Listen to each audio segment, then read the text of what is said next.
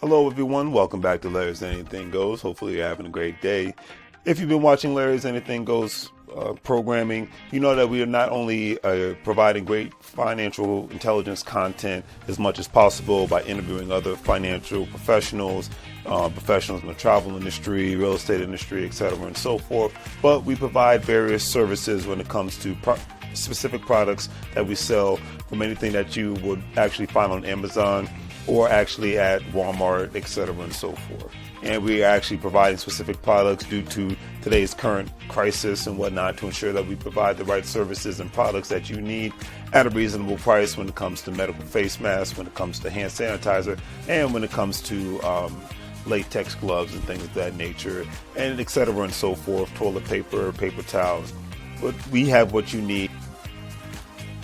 Also, family, don't forget that Larry's Anything Goes is a part of an affiliate marketing network known as Gold Standard Partners, where you have the opportunity to buy cryptocurrency and allow others to invest with you as becoming an affiliate marketing partner.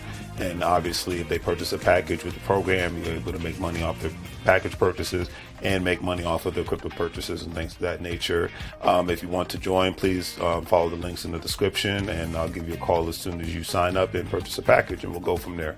But definitely, it's all about the best way to make money moves is to have currency with one another and to ensure that currency is always being spoken of on all levels so it benefits everyone and not just one specific person. That's a lot of things that people forget about. So think about joining the program and we'll be able to go from there. But if not, either way, it's always appreciated.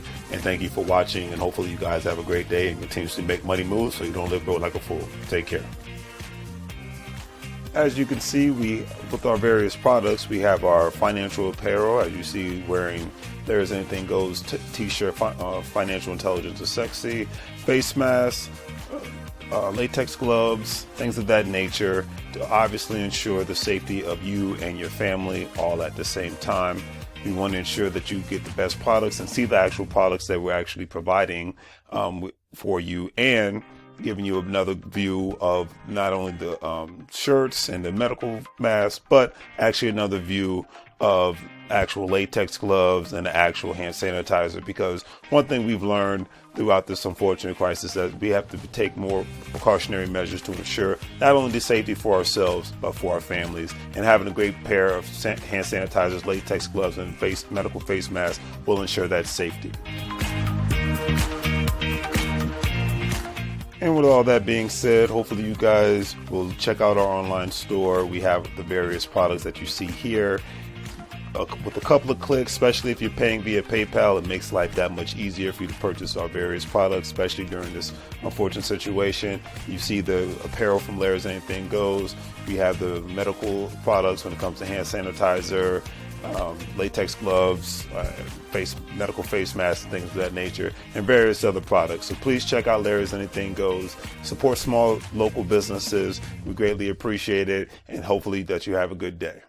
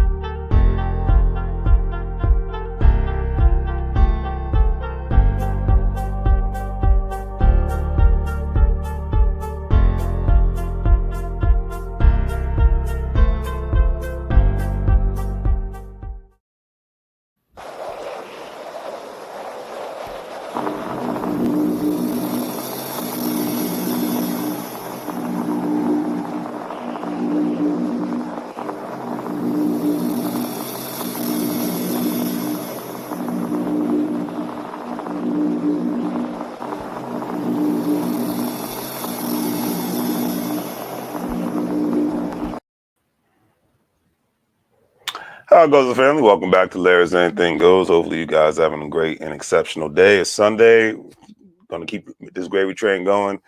Do the great 3 free things like, share, and subscribe. I always greatly appreciate that. But today, so we live in crazy times. You know, gas is going to be going up. Inflation's on the rise. Politicians make me laugh, and I always got to just put that humor in there. And you know, the future for working people is very bleak, regardless of who's sitting in the White House, State House, and the Mayor's House, because you still have people buying in. I say this all the time.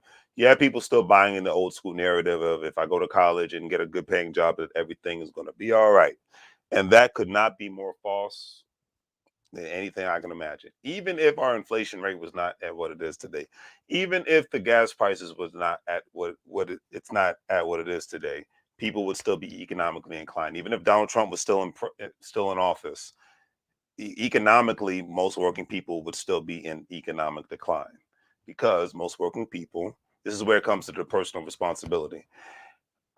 Working people cannot just live off of a job which stands for just over broke if you don't know how to make money in your sleep. Another thing to take into consideration: working people will always forever be screwed if they continuously buy the old fashioned narrative.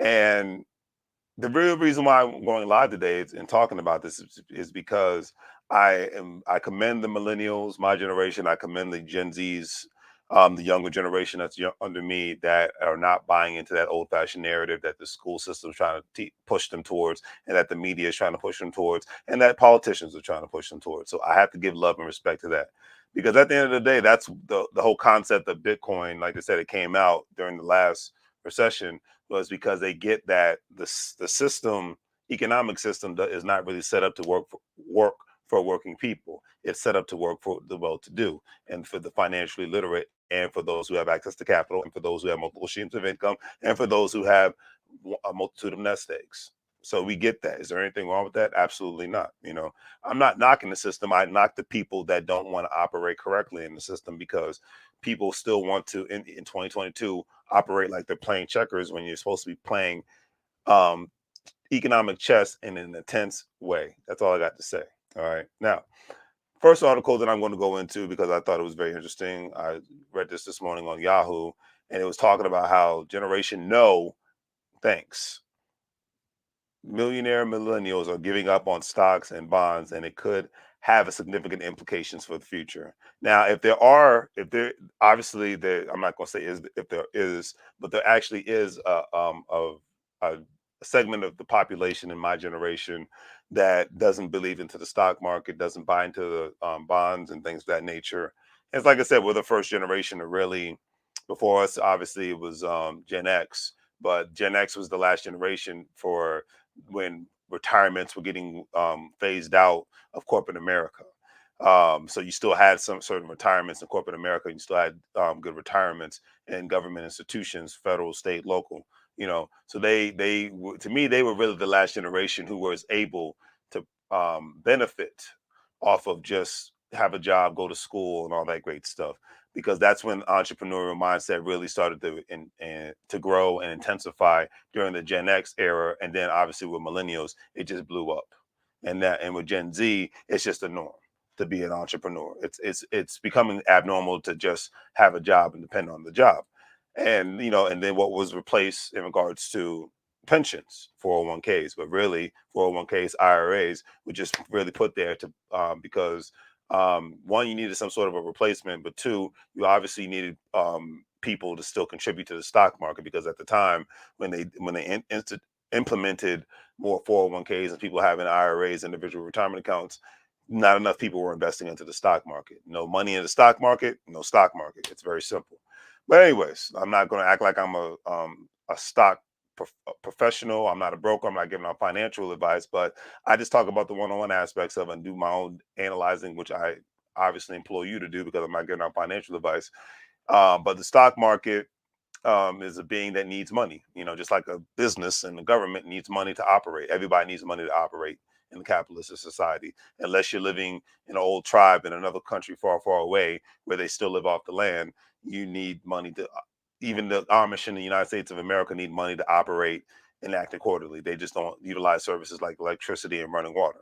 But, anyways, the article says the stock market hasn't always been a refuge for millennials. The generation, which includes anyone born between 1981 and 1996, was coming of age when stocks dropped nearly 51% during the great financial crisis of 2008. And I remember you had the Occupy Wall Street back during that time frame. Wasn't a real big friend of a lot of people weren't really big friends of the stock market at that time. Even during that time, for me, I didn't even realize the power of being able to utilize a 401k and individual retirement account. I even had members of my family tell me to not get an individual retirement account because they did not really truly understand the stock market. But I knew I needed my money to work for me in any shape, form, or fashion. And back then, that's the only thing I knew. As you get older, as you're supposed to grow. That's just the way the game goes, especially from an economic standpoint in a capitalist society. But anyways, the article says after decades of strong returns, millennials suffered through the pandemic-induced crash of 2020, and this year the cohort, which watched their 401ks plummet as the Federal Reserve continues raising interest rates to fight inflation, pushing the S&P 500 down nearly 25% since January. Now, before I go forward, I understand a lot of people's frustrations with the stock market, the 401ks, because I remember in 2007 and 8 and whatnot during that financial meltdown when I was in a car. I was slugging from work at the time. I was working in Arlington, Virginia, and there's a thing where you can call it's basically legal hitchhiking, where you could slug to work and slug home and whatnot because people needed a certain amount of people to be able to get into the HOV, or if you get a certain amount of people to get into the Easy Pass, then you don't have to pay to get into the Easy Pass. So it's a win-win situation. But anyways, long story short, I remember a guy's like, I don't even. We were having a conversation about the economy, and we were all just like, "Hey, we're just happy to have a job." And the guy's like, "I don't even look at my 401k because he saw the drop so low." And I remember even during that time frame, I was like, dang, I remember my 401k was looking like this. And by the end of 2008, it was looking like this. 2009, it was all a crazy, crazy, crazy time frame and whatnot.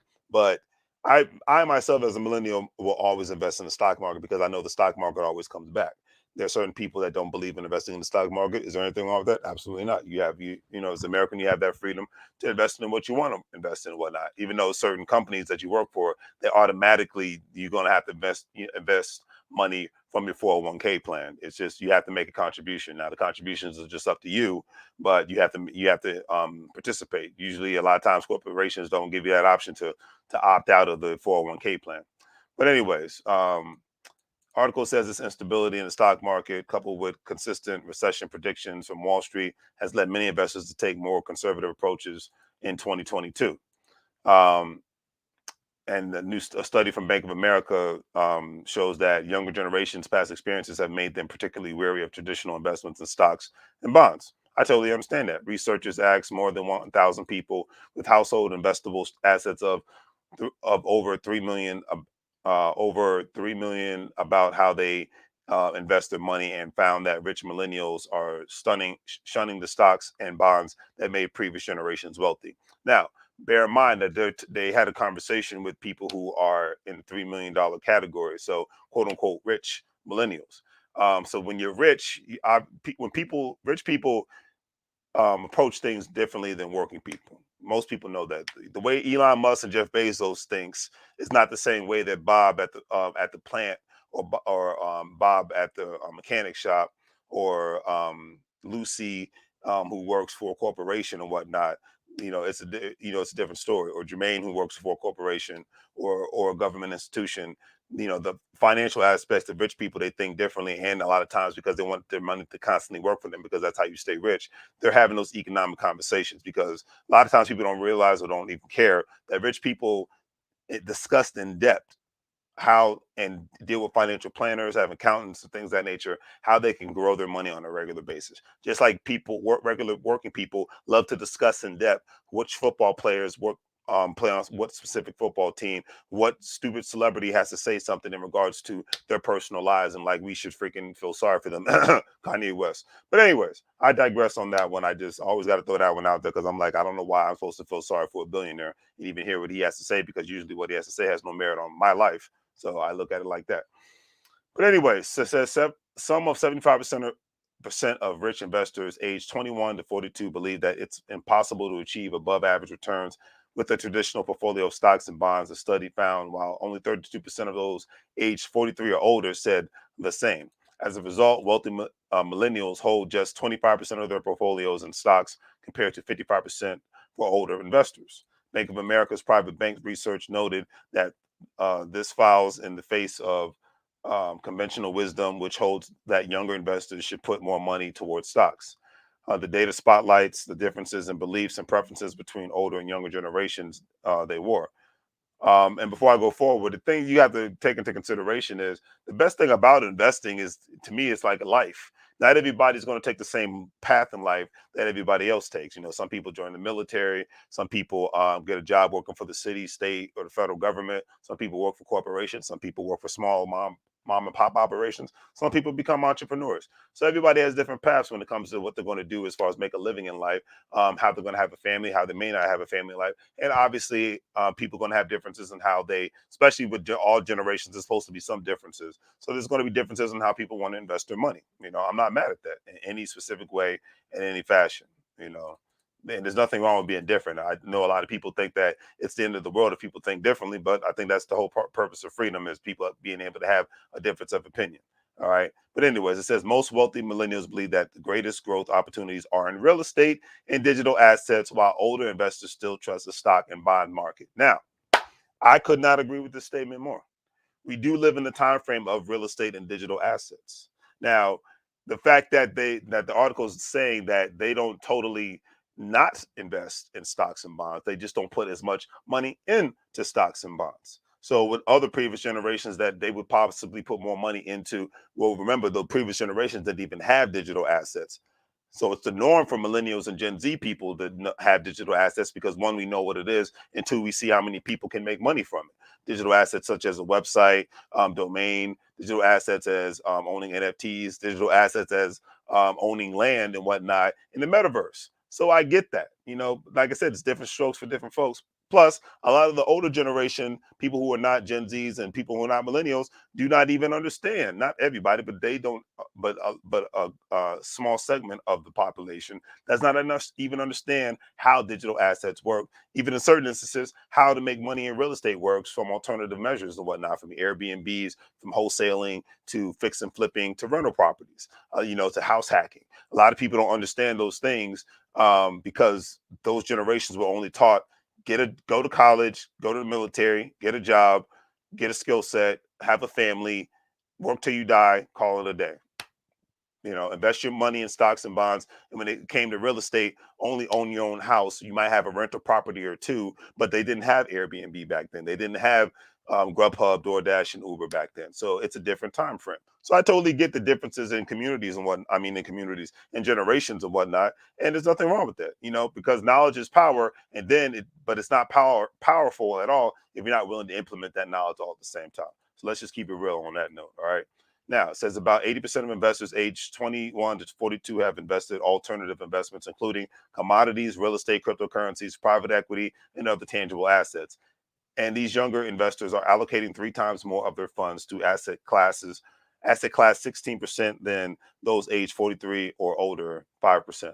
The study also found that younger investors were 7.5 times more likely to hold crypto than their older generations, which makes sense because crypto did not exist for older generations. And then two, like I said, a lot of the people in the older generation don't even understand cryptocurrency. And that 40% currently holds some form of assets. So that's just something to take into consideration. It's a different time frame. Then we live in a time frame now where people have more access to information than ever before. Another thing to take into consideration is that more and more people understand that if you don't have an investor mindset on any level, then you're going to be financially screwed, especially from a working person perspective and a rich person perspective. You know, other generations, had it not easier, but had it made in the sense of, they were able to be rich by just being more conservative with a regular stocks, bonds portfolio. One thing, they didn't have digital assets, and then another thing, they had way more jobs as far as the data goes from the mindset compared to today. It's like you have one person, one job for every 200 people. And I'm just throwing out an example, but this is not a specifically accurate number. Back then, you had for every job you had 50 to 100 people instead of 200 people competing for that specific job. You had more factory jobs back then during the country, especially specifically in the Midwest and whatnot. And you didn't technology wasn't as advanced as it is now, to where people could have more and more customer service support, work from Colombia to India to wherever. You know what I mean? So the world wasn't as globalized as it is today. We are in a global economy, and that's not going to change anytime soon. Okay, so that's just something to take into consideration. But I could definitely see this, and the beautiful thing about millennials and to me and Gen Z is that we're having more conversations about economic empowerment. We're not just trying to have the nice house and the nice car and that's it. We're talking about economic assets, because we know without that mindset, just that mindset, that we're going to be financially screwed. You know, that's just what it is.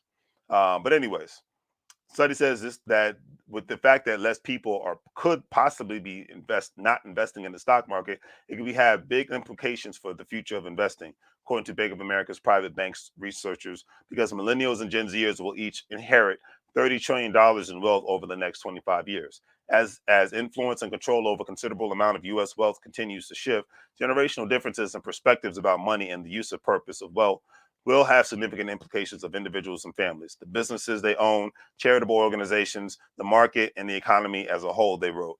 And I don't disagree with that statement, because at the end of the day, nothing stays the same forever. And then two, um, nothing stays the same forever. And then two, people have to be able to think outside the freaking box. That's just what it is. Hey, what's up, brother? Hope all is well. Speaking of people that live out of the country, and this is another great example. How you doing, brother? Thank you for all the support that you do with the channel, man. Nothing but love and respect for you, man. I hope all is well. Keep doing all the great things that you're doing down there, whether you're in the Caribbean or South America. But yeah, because that's just, I made a video about how it is becoming the norm for people to make money because of the global economy and the digital economy, aka people being able to work from home. How it's becoming normal for people who make six figures to live in they could live in Medellin, Colombia, or Cartagena, Colombia, or they could live in any part of Central South America or the Caribbean, Africa. Okay, a lot of people on parts of Asia and whatnot. A lot of people from Western civilizations, aka Western Europe, Canada, the United States of America. It is becoming the norm in 2022. This is a conversation that they don't have, especially in politics. It is becoming the norm for six-figure earners who are able, especially because of a pandemic. It's becoming the norm for people to be able to work from home. A lot of white-collar workers be able to work from home. And it's becoming the norm for them to not only just move to Florida and Texas, but it's becoming the norm for them to move to other foreign countries where their cost of living is cut dramatically, intensified to the fifth power, okay, to the 10th power, okay. I'm talking about go from your cost of living at 100%, then your cost of living goes from freaking gets cut down by 50 to 60 to some certain to 70%. You know, okay, what you got going on, brother? He says, for me, I decided to live overseas because it's cheaper. See what I'm saying? My case in point. This is from Yasin talking about this. Not you hearing this from the horse's mouth, somebody who lives overseas. Okay. He's like, it's cheaper. Only 1% of Colombians make $40,000 a year. The average person makes $200 a month. I live extremely good. Okay. Compared to living in Virginia and whatnot, he says, I live extremely good. I am not mad at that. He says, you can live like a king with $1,000 a month in Colombia. All right. That's why I said it's like we live in a global economy, and I'm not mad at that statement. And I'm sure your quality of life has gone up tremendously since you've done that, man. So it's nothing but love and respect, because that's what it's all about at the end of the day. That is what it's all about. He's like, I live my best life, and that's how it's supposed to be, in my personal opinion. He's like, I live my best life. Matter of fact, if you want to come on, thanks for the cash app, brother. I appreciate that. If you want to come on, I'm gonna put the link in the chat. We can chop it up real quick. But if not, it's all good because I'm sure you're probably busy. But yeah, if you want to chop up game, just let me know. Just hit the link in the chat room, Yasin. But yeah, man, at the end of the day, that's just keeping it real. People don't realize that. Your cost of living goes down dramatically. So for a lot of people, especially I think with millennials, if they're not going, and Gen Zs, if they're not going to try to live in a foreign country, then they will definitely retire in a foreign country because of the statement that he just made. He said 1% of Colombians make $40,000 a year. All right, the average person makes $200 a month. He's like, I live extremely good. He said, I live like a king with $1,000 a month. There's nowhere in the United States of America you can live for $1,000 a month, and that's just keeping it real at the end of the day. Okay, it's not anti-American. I'm not talking about that nonsense. I'm just saying dollars make sense. All right. A lot of folks who are Puerto Ricans, I know that they end up because they're actually American citizens and that's American territory, but it's actually obviously a lot cheaper to retire in Puerto Rico compared to retiring in Florida or New York. That's just one of those things I have to take into consideration and just keep it real with, and that's just what it is. But it is what it is, and that's why I said it. And this actually goes into my next point in regards to how much money people are going to need to retire in the United States of America now, because we just went over the numbers in Colombia, but now we're going to go over the numbers in the United States of America, how much, us as Gen Zers and millennials, because I'm a millennial, I'm not a Gen Z, are going to, how much money we're going to need in order for us to have a decent retirement and whatnot. And it's not just in savings, it is definitely in assets. Remember that. I'm not just talking, because I was having this conversation with a friend earlier. It's not just in savings, it's in assets. So that's just something to definitely take into consideration for real. All right, let's get this together. All right, cool. What do we got? What do we got? Thanks for the cash app, brother, man. I greatly appreciate it. You always show love and respect. Real talk. Real talk. As I said, when people show you love, you got to just say thank you, appreciate it, and call it a day on some realness. All right. All right. So the article says thanks to inflation, Gen Z and millennials will now need $3 million to retire. Retirement savings to live comfortably for the most part. But even it says retirement savings, but in my personal opinion, I'm going with that plus assets. Okay, continuous money working for you. Because even to me, even when you get in your elder years, you're still going to need to invest your money. You're going to have to invest till the day you die. That's just your money's going to have to constantly be working for you, and that's just on some realness. All right. But anyways, the article says it has been a rule of thumb to have $1 million saved for comfortable retirement. But thanks to inflation, the youngest generation of workers likely will need 3 times as much. According to recent analysis conducted by Wealthcare Financial, by the time Gen Z and millennials retire, they will need around $120,000 to $150,000 per year to live comfortably, making $3 million average the amount that they will need to retire. And this really goes specifically if you're going to stay in metropolitan areas like a Miami, Dallas, New York, California for working people. That you can just forget that. The DMV area, Denver, Colorado, even in St. Louis, Missouri, Kansas City, Detroit, Chicago. If it's in if it's in a major metropolitan area, you're going to need that amount of money. Now, there there are places where you can live, and there are places where you can live where it's not that the job market is not the best, and the poverty rate could be a little bit higher and whatnot. There's smaller towns, rural areas, but yet and still, you might even need more than that. To be honest with you, I think this figure could be a little off. You might need $4 or $5 million. And I'm just guessing at it. I could be wrong because I'm not going to act like I'm a financial planner, but I'm just keeping it real.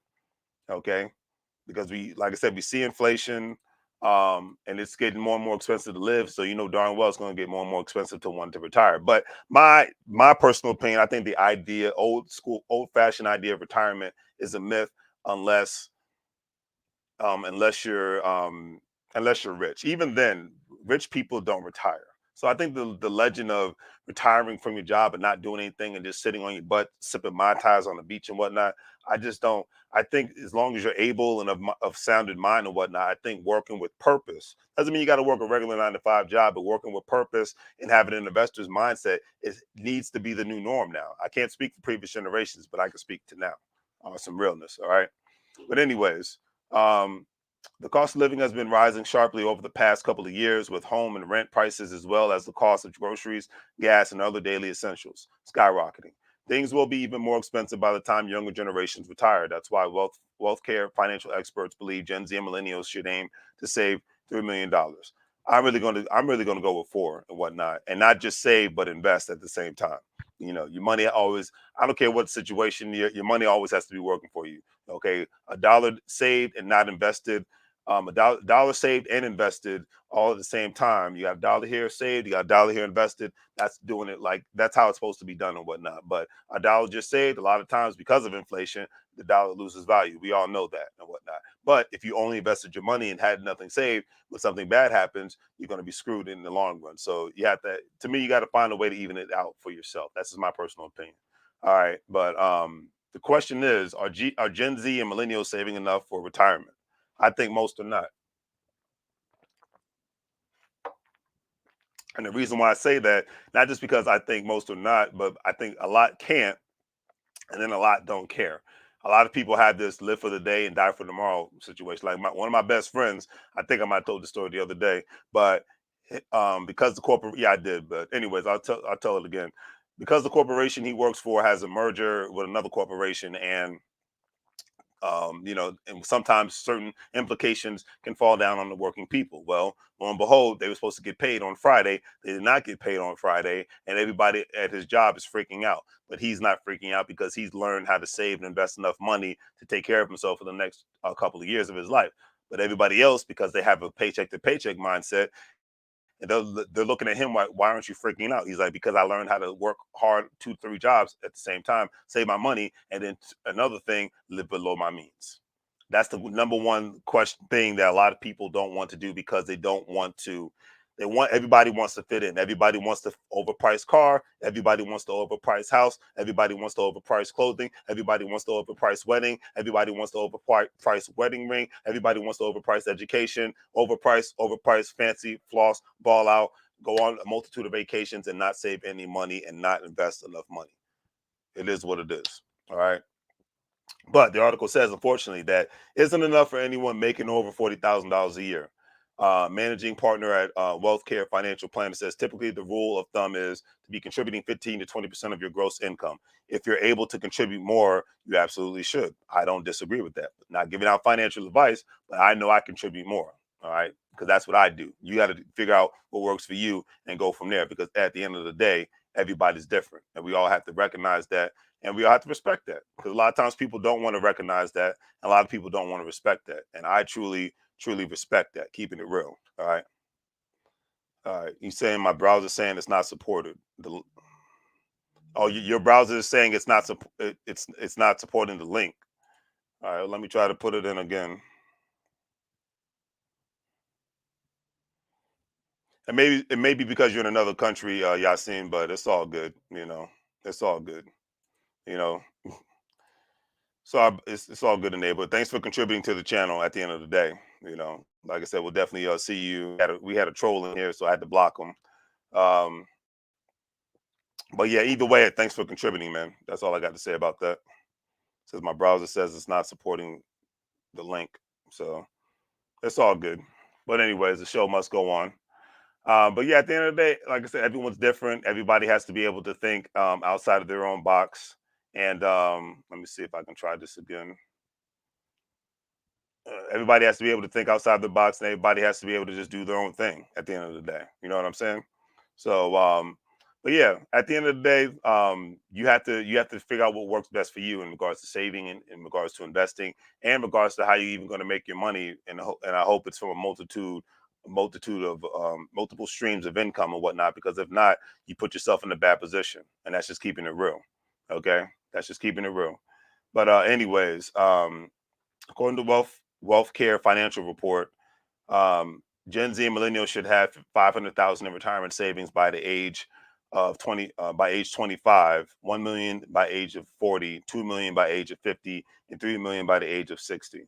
And I just don't, for most working people, I just don't see that to be reasonable, unless the only way I could see this to be reasonable, unless they, one, they live below their means, meaning they're renting out a bedroom and not renting out an apartment. So that cuts down the cost of living. Two, they drive an older vehicle and not try to have a newer vehicle, so they don't have a car payment. Three, they don't have and this is for working people, not rich people, because rich people is a different conversation. Another thing is they obviously don't have children for a while, because that's an expense, whether people want to recognize that or not. They don't have student loans, so they don't have the traditional college quote unquote background to get themselves a skill set instead of just getting a degree, or possibly they join the military so that they can get access to the GI Bill. Another conversation for another day. You know what I mean? But I see that in that instance. And then obviously, if they're saving as much money and investing as much money as possible, having multiple streams of income. So that I could see that could be economically feasible. I'm not an economist, so I'm sure that these people have way more experience in this lane. But for me, the only way I see that happening is it's not even just being able to live in a cheap state, but it's being able to live below your means. So if you're living in Texas, are you renting a room out? Do you have an older vehicle? Do you not have children? Do you not have student loan debt? These are things to think about, because you can be broke in Texas and Florida, just like you can be broke in California and New York. People don't realize that. It's just about the economic choices that you make. All right. And it says Gen Z and millennials should start by taking advantage of any employer's 401k match offered to them while contributing to at least 3% of their income as well. And obviously, being able to contribute to that and then maxing out as much as you can contribute to your IRA every year and investing it into additional cash where they can, obviously, it's a beautiful thing. But just like any other investment, it's not a guarantee. And just because it's doing good today, doesn't mean it's going to be doing good tomorrow. So that's why it's just a risk. The market is a beautiful thing. I believe in the market, but I know it goes up and it goes down. It flip flops like a politician. So it's just something you have to take into consideration, family. You know what I mean? But my light went out. But anyways, investing wisely, it says, can help these generations reach their lofty retirement savings. That is true, but any investment is not a guarantee, hey, look, and I believe in these strategies that these people say. I invest in my IRAs because I have more than one. I invest in my 401k. I invest in cryptocurrencies. I invest in bonds. I invest in my stock accounts, that I have with Webull's, Acorn, Stash, Crypto.com, all them. By the way, you can sign up with them, get some money, free money, and get free stocks specifically with Webull. So I invest in these things all the time. You know what I mean? But does that mean it's going to automatically make me into a millionaire? Not necessarily a guarantee, because this depends on the way that the market's going to go. So that's why you have to have the multiple streams of income, and then being able to have a good chunk of savings, have access to capital, because you just never know. That's the times we live. That's another thing to add on to it, because working people have no choice in today's world, from Gen Zs to millennials. Everybody has to not only be a great employee, but everybody has to operate like an investor and operate like they're a freaking CEO. I cannot stress that enough. Okay. Cannot stress that enough. And they even said they recommend, because the article ended on this note, they recommend, and these are economists, they recommend putting your raises into your retirement account. Dropping an extra $1,000 or more a year into your 401k can dramatically improve your savings over time, thanks to compound interest. I don't disagree with that. However, you have to be able to sit down with a financial planner. Two, and don't just listen to people on the internet. And then three, you have to be able to have a level of understanding so that you're not taken advantage of. Because the great example, artists, music artists, sports players, the whole nine, they've been taken advantage of by a multitude of financial analysts and financial planners, because they did not know what they did not know, one, what they were doing, and then two, they did not have any expertise in this area. And that's why knowledge is power. That's why reading and listening to podcasts is a very powerful thing. Not only the food that you consume on a regular basis is a powerful thing, but the amount of money the amount of information that you consume on a regular basis is a powerful thing all at the same time, family. All right. So I'll leave it at that. Hopefully you guys enjoyed today's program. It was definitely interesting. And it's just something that, let me know in the comment section what you guys think, because to me, I think the future isn't bleak. I think the future economically in America and on all Western nations is very bleak for those who still think in the 1985 mindset. But I think the future is very beautiful for the people that understand that the world has changed, the way we make money has changed, the way we invest our money has changed, the way we think about things has changed, and the way we have to get access to capital needs to be at the forefront of the conversation, not the back end, not even in the middle. It has to be at the forefront of the conversation, because you can't pay your bills without the money. You can't pay your bills being knowledgeable about things that aren't going to generate income. I'll put it like that, because I know there's a lot of things that I deem foolish that people can actually generate money from on a regular basis as by utilizing digital assets and digital platforms. Absolutely. But that's not always 100% guarantee. And even when you get the money, how are you going to save it? How you're going to invest it? You got to understand the principle, one-on-one principles of these things. And I study that on a regular basis. I'm part of WEBULL University. I'm a part of the Black Business School. I'm a part of the Brotherhood University. I want to know, because I know I don't know it all, and I know I can learn something new every day. All right. So on that note, family, hopefully you guys have a great day, and as the great wrestler of all time said, Booker T. Don't hate the player, hate the game.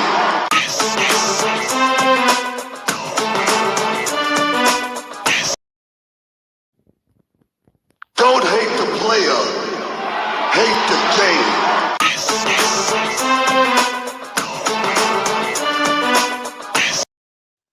And on that note, family, do the great 3 things. All right. Like, share, and subscribe. All right. Hopefully you guys had a great day. Thank you for the contributions. Like I said, Yasin, I'm glad to see you doing great things down there in Colombia. You're living your best life. And because I'm sure if he was still living in Alexandria, Virginia, he'd probably be stressed the hell out because of the cost of living. It's like it was crazy. It was crazy before when we met years ago back in college. I know that it's going to be even crazier right now. So that's just what it is at the end of the day, just keeping it real. So got nothing but love and respect on that note. And I just hope everybody keeps doing the great things. Let me know what you got going on this week. It's Sunday. If you're watching football, if you're studying, if you got class, whatever have you, let me know what you got going on. I actually care, and like to get other people's perspectives on things. All right. So on that note, have a great day. You know what I'm saying? Make money moves, or you're gonna let bro like a fool. And I'm out of here. This thing gonna play. There we go. Now the music wants to play. And let me know if there's anybody that actually wants to get interviewed on the channel. If you have another platform, if it's about economics, if it's about people having skill sets, if it's about health and wellness, I want to learn about all that stuff. I can learn something new every single day from you guys. And I'll leave it at that. All right, family. So on that note, make money moves, or you're going to live bro like a fool, family. Take care.